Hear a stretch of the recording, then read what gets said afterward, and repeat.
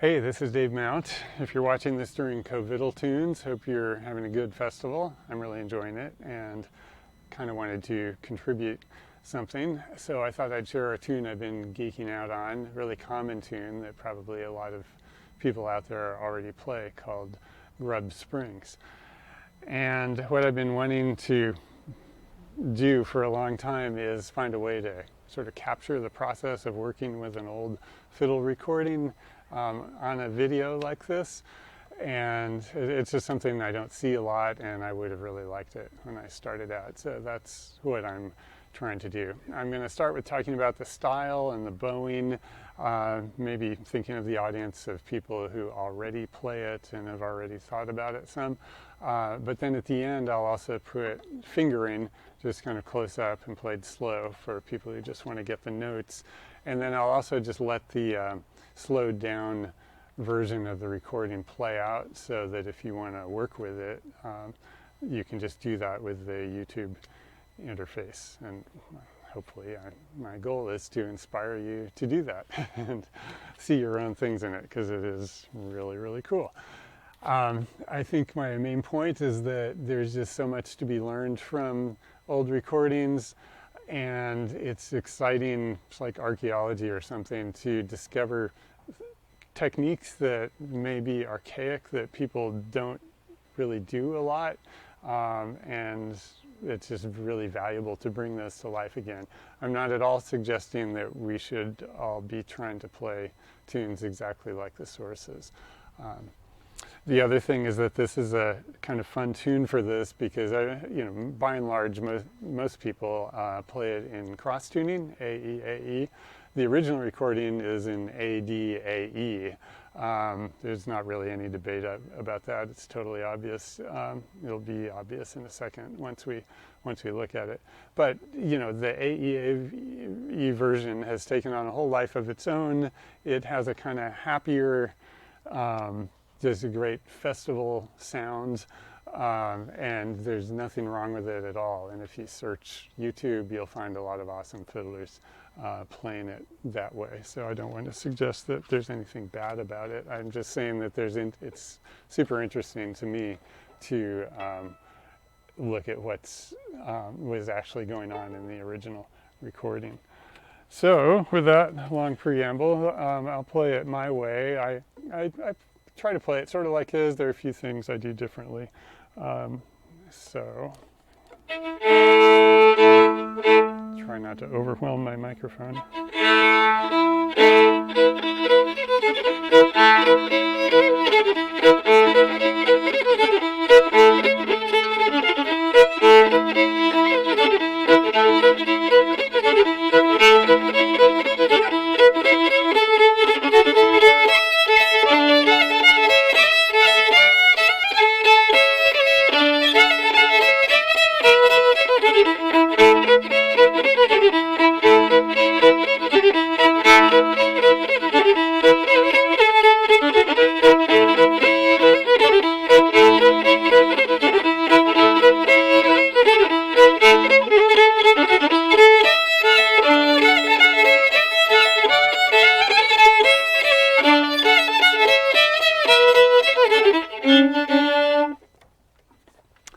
All right, so that's it. And that weird note at the end, well, I'll show you that on the recording. That's one of the reasons we know that it was in D tuning. I should say right off, though, if you want to try playing it like that, the thing you have to get used to is that you're going to be doing the two middle strings together with one finger like that in the middle, because the D would normally be tuned up and to E, and you get that string for free as a drone, but this way you have to note it. And it might seem difficult, but actually it makes it more percussive and kind of creaky and archaic, and is a good technique to learn. You probably already know how to do that with the two lower strings in standard tuning, so it's just like moving it over one. So maybe before we look at the recording, I'll just sort of show how you're likely to hear it in at a festival or something, and what the kind of new version of the tune sounds like. And by the way, another reason this is interesting, I think, is because Contes is the only source for this Grub Springs. There are a few other tunes with the title Grub Springs that are different tunes, but there is no other source as far as I know. So every time you hear this tune, it's in some way coming from this source and got kind of transmogrified to the folk process. So here's the more common version. It's played in cross. So people will play it a lot more syncopated.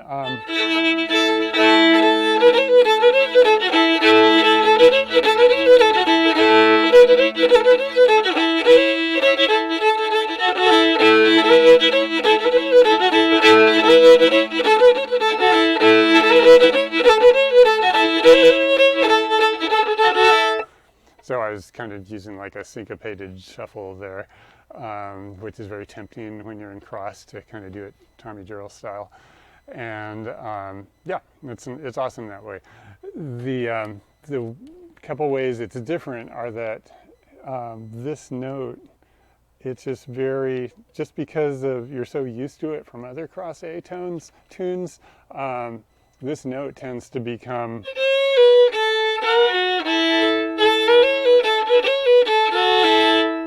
and so that's right in the major scale there, and it's very cheerful and happy. But what the recording is actually doing is this.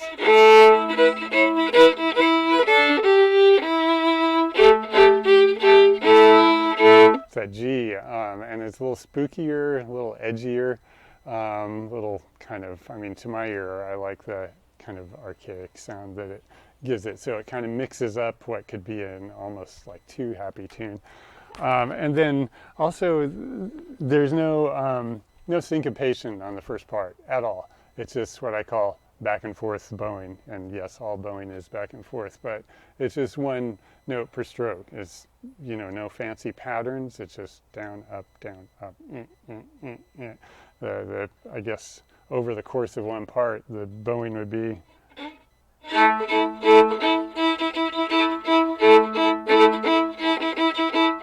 Sounds like a Suzuki exercise or something. So, I mean, in a way, I feel like that's good news if you're beginning your journey as a fiddler. It's, you can play an awesome old tune like this in a very authentic way without any confusing syncopated bowing patterns, at least in the first part. And that's a technique that's really valid, and you'll hear it all over the place. It's really associated with Kentucky, I think. So like John Salyer does it a lot, like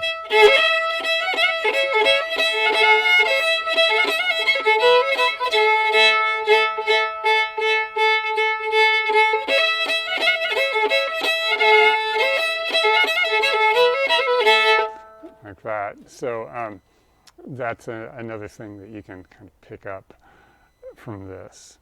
And then finally, the thing that's characteristic of this tune is the second part of the low part. Then it's like this bouncing off of the open string, which is my favorite part of the tune. So that's why, and I'm sure people find this annoying, but when this tune comes up in a circle or something, I'll say, oh, wait a minute, let me tune my E string down, and everyone goes, oh, brother, just let it go. But I just genuinely love that, and there's no way to do that in cross tuning, so it's another reason you can tell it's not a cross tune originally. So you could go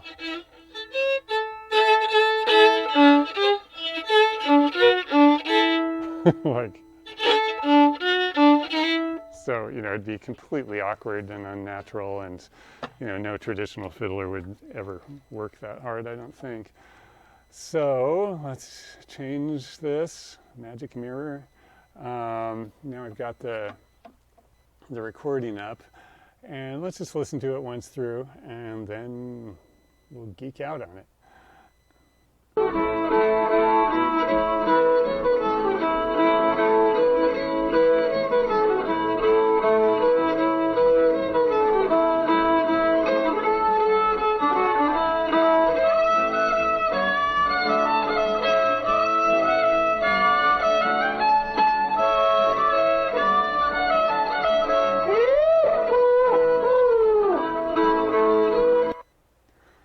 I'm not going to teach the yelling. You're on your own for that. Practice in your car is a good way to do it. So let's see. So let's start the low part again.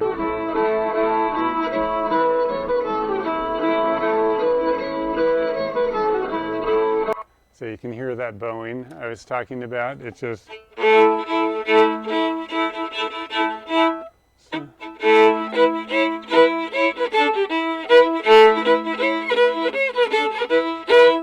So the very last bow stroke, this is very typical of almost all old-time fiddling, is you kind of put some pressure on it and pop the bow up so you're in position to come slamming down again.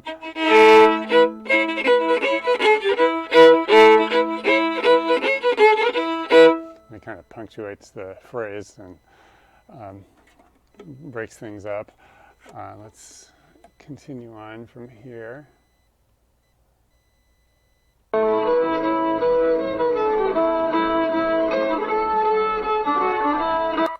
And then that's the other part I was talking about, the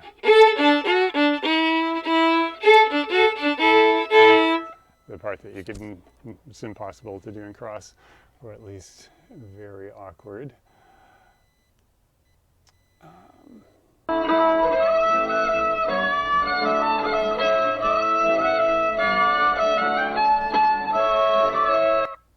So he's clearly the kind of fiddler who does unisons with his third finger and not the pinky.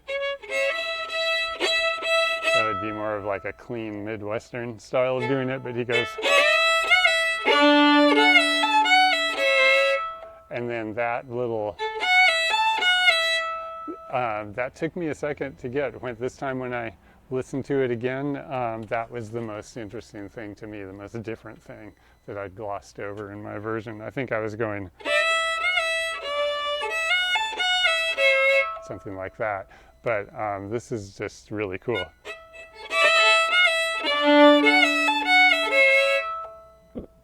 So, and it's, let's see.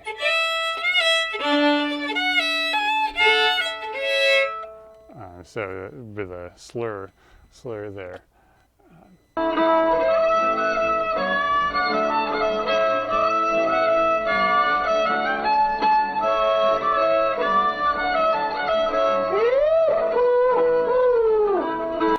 Now that part I'd always wondered about. I would go like, and I could hear there's some slidey thing, and so then I tried going, which sounded like too much. So let's listen to it over here at the end of the high part where he's not yelling, awesome as that is. And I'll show you what he's really doing.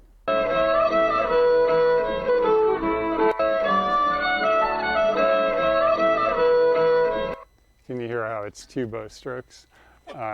So that's the thing, is that once you get that pattern going, that's kind of the default, and he returns to that at the end of the high part. So he goes.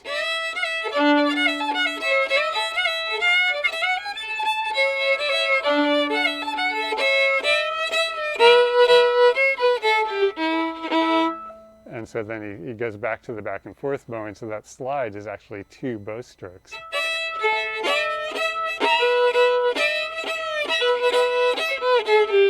And it kind of captures the movement of your finger a little bit in a really cool way, especially when it's up to speed. So to me, that was kind of the last mystery of that tune, and I figured it out by just applying what seemed to be the rule that he starts at the beginning, is that the default bow pattern, if you can call it a pattern, for this tune is just one back and forth, back and forth. Gee, I think that's all I wanted to cover. I'm sure there's more to say, but I think I've probably gone on long enough. So let me show the notes as promised, and if you don't need that, you can skip forward to the slowed down recording. Thanks for listening, and I'll go back to the big screen. So let's see, maybe like this. How about like that? So.